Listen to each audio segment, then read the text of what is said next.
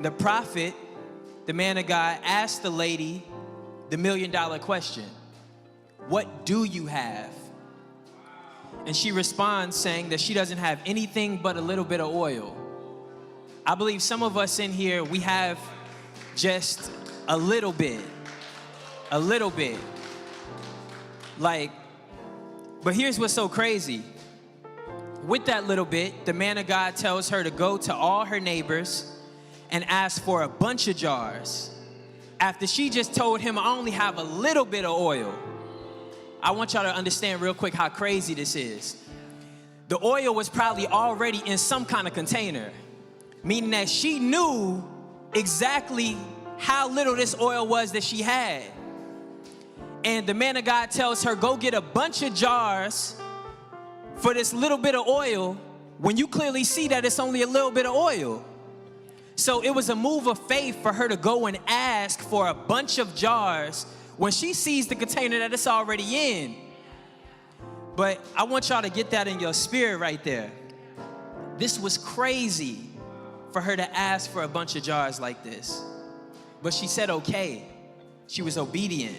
Obedience to the word of God doesn't always make sense. Even accepting it takes faith. Not just doing it, but even accepting it takes faith. But listen to this. Not only does she gather a bunch of jars, knowing that she already only got a little bit of oil, but she begins to pour. Do y'all understand how much faith it takes to pour? When you're looking at the oil that you have already in that one little jar, but you're going to start pouring. But get this, once she started pouring, see, here's something that happened that once she started pouring, right? Once she started pouring, the oil flowed until she ran out of jars. Meaning that there was an unlimited amount of oil. Meaning that if she would have had 1,000 jars, God would have kept pouring out.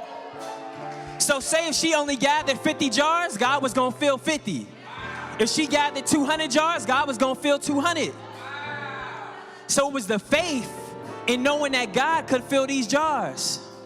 We often read this story in this way that I shared it up front, right? Which is taking my little bit and being obedient with the little bit and God multiplying it, God expanding it. But what if I told you there's another way to read this story? Some of us are the neighbors. Some of us are the neighbors who are being asked for jars. And we're looking at situations and it's like, hold on. You want how many of my jars? Oh, you want as many as I have in here? I might be able to give you 5. Oh, you want as many as I have? You want 200? You want 20 jars?